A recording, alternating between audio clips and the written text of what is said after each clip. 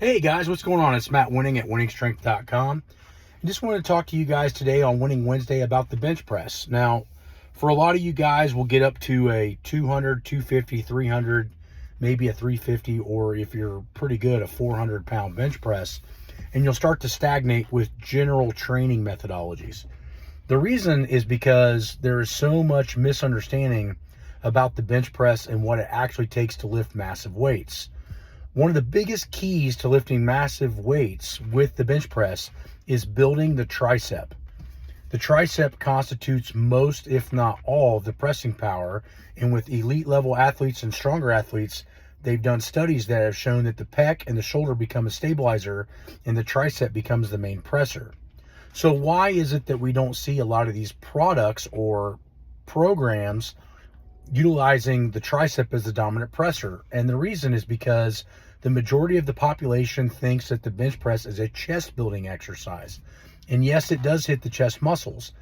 But if you talk to a lot of the best bodybuilders to ever live, a lot of them did not build massive pecs with the bench press. In reality, the bench press is a poor developer of pec thickness and size. You almost need flying type movements and other type of movements that in our programming we feel is more detrimental to shoulder health and also pec strains and improper bench press technique. So if you look at a lot of the best bench pressers to ever live, many of them have ginormous arms and they have narrower placement on the hand positioning. Cases in point, myself, 6'11" bench press in the full contest. Maddox is a narrow bench presser. I think we have about the same bench press width, and he's 420 pounds. You look at guys like Jeremy Hornstra, narrow bench presser. You look at guys like Bill Kazmaier, narrow bench presser. You even look at guys like Churchill, even though they were a wider grip, he was 6'5" with insanely wide shoulders. So it wasn't insanely wide to him. The point being is, unless you're in lightweight classes or you're a female with an insanely big arch, a lot of times you won't see a lot of bench pressing ultra wide with guys lifting weights in excess of 500 plus pounds. 600 plus pounds is usually no man's land for wide grip bench pressers. So if your bench press is stuck, ask yourself, how hard are you training your arms? And also ask yourself, where is my hand placement? Is this optimal for developing the bench press at the highest level possible? I shot a video last week for my Patreon channel that shows how you find out where your best hand placement is on the bench press. Something that I learned from Charles Poliquin, and was ironic. When I went into this test, I was within 1 inch of where Charles thought my bench press should be right off the rip in 2016. So if you want to know where your hand placement should be on the bench press, join Patreon and watch that video, and you'll see exactly how to find out where your hand should be. And for most of you guys that are big lifters, you're going to find that that position is probably a lot narrower than what you think it is. The next big thing is lats. So if we use this in a context of developing or building race cars, the first thing that you worry about when building a race car is how strong the frame is and how big the brakes are. Because no matter how fast you go, if you can't stop, you're probably going to wreck and you're probably going to die at some point. So brakes are the most important thing. You have to understand too, we have something called afferent and efferent motor patterns. These afferent and efferent motor patterns, we not only guide the muscle and tell it what to do, there's also motor patterns that are coming back that are telling the body a lot of different information, both spatially and also in strain, if it's capable of creating enough stability and coordination and balance in order to move the weights that you're asking to do. I would say at least half of you guys, if not more, that are watching this video are probably stagnant in your bench because your lats are not strong enough to stabilize the weight you're trying to press on the opposite side. So think of it like if you build a 1,000 horsepower car, you need 1,000 horsepower brakes. And so if you're trying to develop your bench press and you can't do, say, at minimum 10 pull-ups, probably not a great idea. You're going to start having shoulder problems because your shoulder is going to unlock and you're going to use way much more anterior muscle groups in order to do so, which is going to break your technique.